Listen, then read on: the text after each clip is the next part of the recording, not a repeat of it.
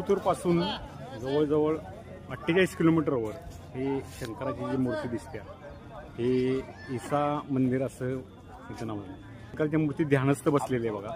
ह्याच्या पाठिंबाचा परिसर बघा किती अतिशय सुंदर आहे. निसर्ग ध्यानस्थ बसलेली मूर्ती आहे बघा. हो काय अतिशय चांगला निसर्ग आहे. आणि इथं काही गोष्टींचं पथ्य पाळलं पाहिजे तर पाळलं. इथं नारळ महाराष्ट्रामध्ये सर्व देवी देवतांच्या समोर नारळ फोडला जातो. इथं तुम्हाला नारळ फोडता येत नाही कुठल्याच मंदिरात म्हणतोय मी.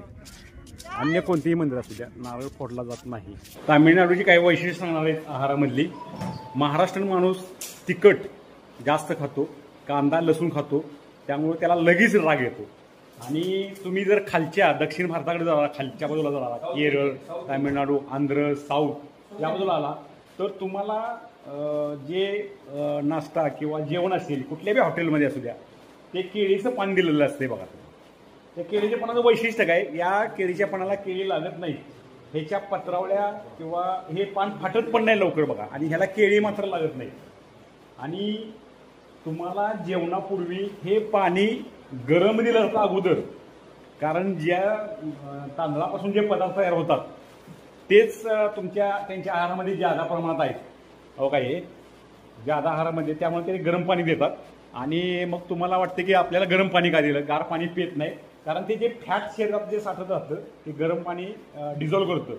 त्यामुळं ते सुरुवातीला आपल्याला गरम पाणी प्यायला देतं. तर म्हणल्या तामिळनाडूमध्ये येणार असेल, दक्षिण भारतामध्ये तामिळनाडू शहरात कोईमतूर सिटीमध्ये अन्नपूर्णा एक हॉटेल आहे.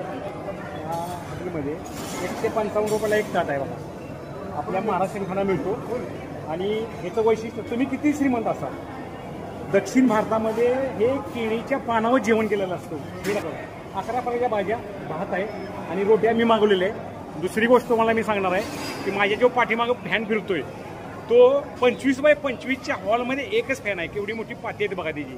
हे वैशिष्ट्य आहे ह्या हॉटेलचं. आणि हे 3 स्टार हॉटेल आहे. आणि 300-350 वर्षापूर्वीचं मंदिर आहे. हे सगळ्यात जुनं मंदिर आहे. आत मंदिरामध्ये कॅमेरा घेऊन परवानगी नाही तुम्ही.